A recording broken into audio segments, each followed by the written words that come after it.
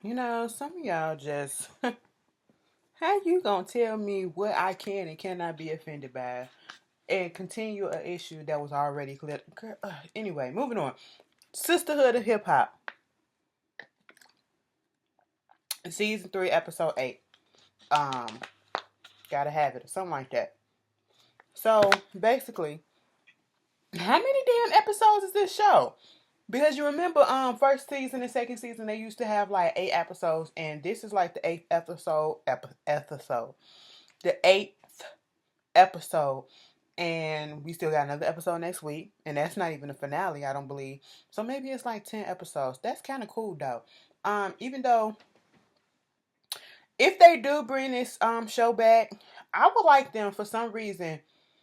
I don't know. Like I feel like the way that they should have did this, like I understand. I want to see some new people, like add a couple more new girls and take some out, and then do checkups or something. I don't know. Like I want to see some more girls. I like the fact that they brought in 2 new girls and we seeing some fresh struggles and stuff like that. Because on this episode, like Lee Mason was basically dealing with a whole bunch of stuff that was going on with her manager. Shantae. Shantae is the type of person that she feels she don't want nobody encroaching on her territory, or she's very headstrong. And according to them, like they say, she don't want to be Joe about stuff. That's what they say in Philly. And I remember hearing, if you watch Kevin and Mikhail on the Scorpion Show, they always saying that stuff. So now I know what it means. But it's basically Lee Mason is not really here for what Shantae is doing. She feel like Shantae is not living up to her end of the bargain as being her manager. She is out here booking her own gigs. She is out here booking. Basically, she said the only thing that Shantae has done is book the studio and shit like that. And Shantae thing is, well, I had connections out there in Philly, okay? My connections don't run out here, all right? So it's hard to get in contact with people and to find their numbers, and then they don't even know who I am and all this stuff. But the fact of the matter is, and I get this, Shantae, because that happens to everybody. You're cool and you're out there in your own neck of the wood or whatever, but when you want to be a manager, you have to put your neck out for your artist or the person that you're representing. And if they are telling you that they are not satisfied with the way that you are doing things, and they feel like they have to do all this stuff and do all that, when you are the one that's supposed to be doing that, they supposed to be worrying about putting their music out, getting this done, getting that done. You, on the other hand, it just seems like you have this lackadaisical attitude towards things, and then when you get called out on it, you get real defensive because you know you're not doing the right work. You know you're not doing all that you can. So when they meet up with this guy Charlie, who was a big manager or whatever out in Philly, he did stuff with a lot of Will Smith, Meek Mills, and they said his connections run deep in Philly, but even deeper in LA. And he was just giving them advice.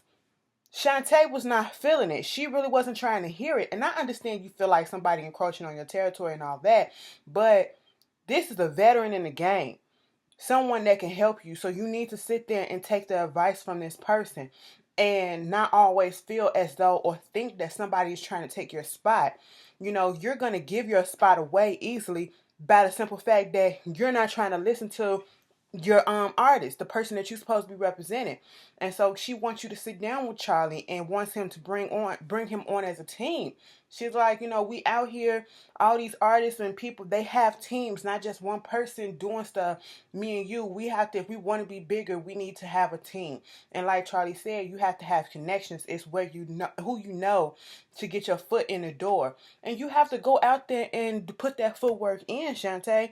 Okay, you can say, oh, I don't know this person, I don't know that person. Well, you have to make yourself known. You have to keep, hassling these people. All right, it's just like when you're trying to do resumes and you're trying to get a job or whatever. You don't just send in one. You don't send in one. Like, keep putting it, especially if it's something that you really want. Put in multiple resumes at the same spot so that they can always see your ass, and they be like, God damn, this is like the fifth fucking resume I sent to this person. Let me see what the fuck this is.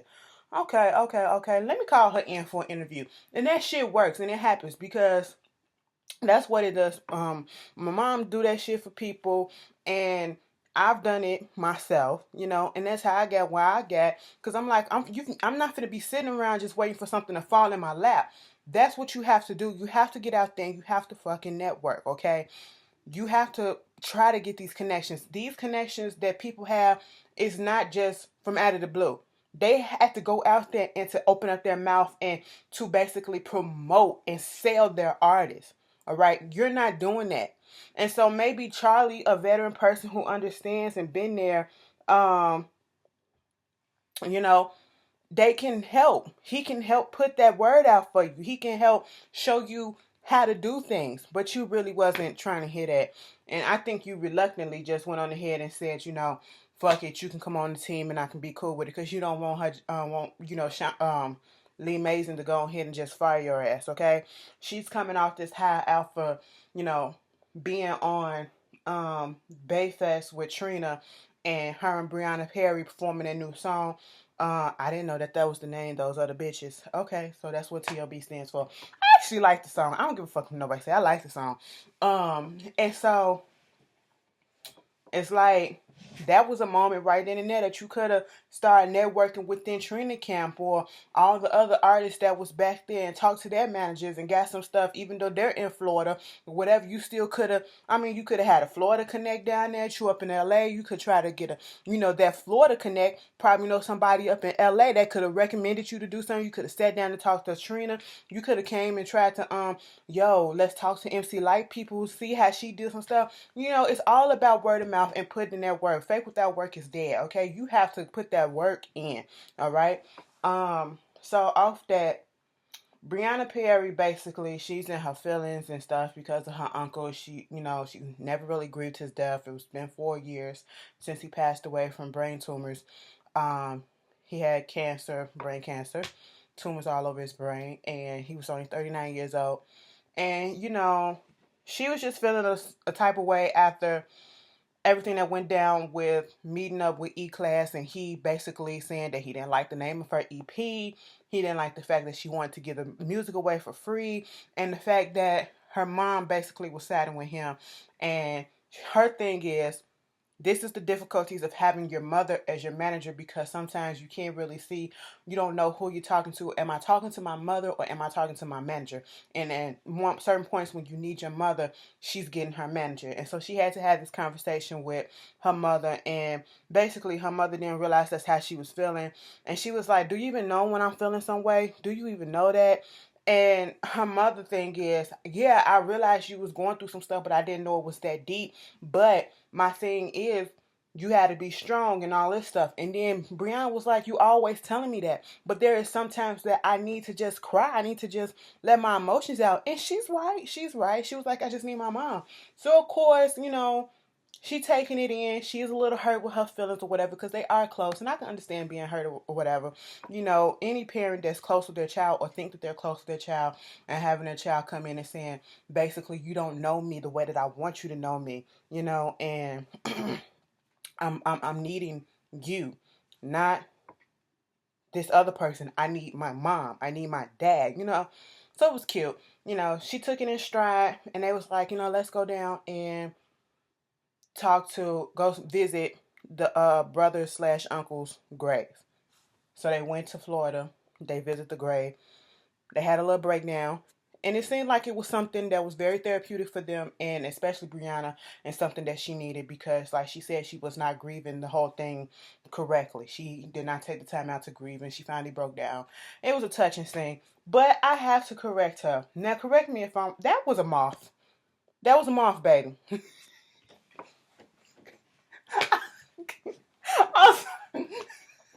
Her mom was like, woo, Lord, there's a butterfly right there. And it's right behind you. Oh, God, we gotta go. He here. I said, girl, that is a moth. Moth to a flame burned by the fire. My love is blind. Can't you see my desire? Because that's the way love goes. Dun, dun, dun, dun, dun, dun, dun. No, okay, let me stop. That was a moth, girl. That was a moth. I can't stand the motherfuckers because they fly anywhere. They have no fucking, bitch, they rude. All right. But anyway, after that, the other thing that went on in this episode, we did have a little cute scene with Audra and Lee Mason kind of bonded on the beach and stuff, talking about their backgrounds and shit. That was cute. But Saya, Louie, he had set up some interviews for her to do. She was promoting her album, Saya vs. Saya. And, she said she got a few more songs to finish and she'll be done. Fine. So in the process of doing one of these interviews, this guy, Gazi, comes in and he's the head of the distribution of Empire Records or something like that. Empire Distribution. He's a distribution label. And basically, this is the person that's going to put the album out. Okay, we got your record label, then you got the distributor and stuff like that. And they basically trying to get on that. And he, has a lot of good artists like Fat Joe and other people that's on the charts and stuff all the way up, all right? And so basically they're trying to get that. And he said, I can help you, but if you're not really giving us nothing, I don't see how we can work. So you're going to need like a big name on your record to put out, to distribute and stuff like that for us to get behind you. So of course Saya goes in her bag and she's like, who can I get?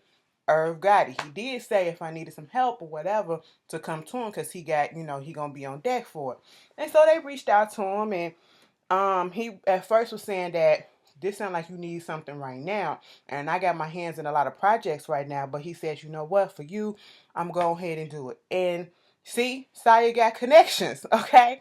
Saya got connections.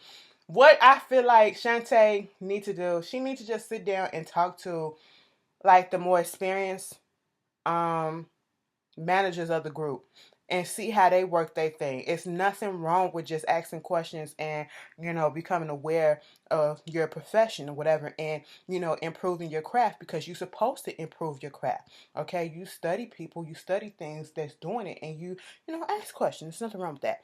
And so basically they get do the record with Saya and she gets on a distribution. They're here for it. That was basically the episode.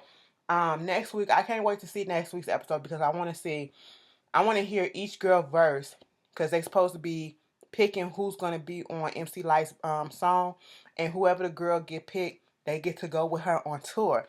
Listen, that's everything. See, Diamond, I know you can't, I don't know your real records company thing, issue, whatever, but see, you missed the prime opportunity to learn from a great.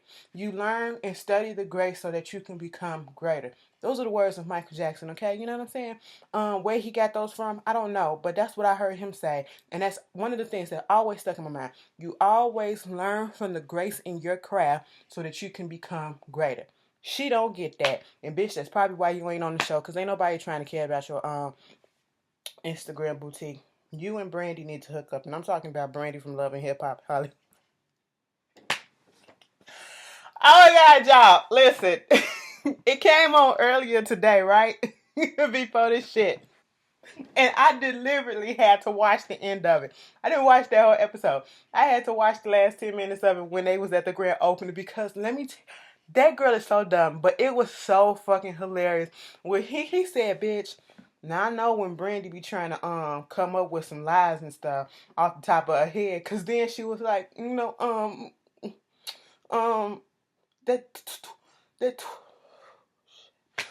that 27. I know you ain't got my kids. My son? My son? Are you serious? No, baby, no. Get back here. I said, why would you want him to come back and cause a scene inside the store? Take that shit outside. That's what he did. He was like, bitch, you want me to knock your ass out in this store right here? When she took them damn shoes off. That's what fucking took me the fuck out. When she took them shoes off. Not the climbing up on there, but he said, bitch, what you doing? Let me cut this shit off. Y'all tell me how y'all feel. And I see y'all later. Peace. I cracked myself up.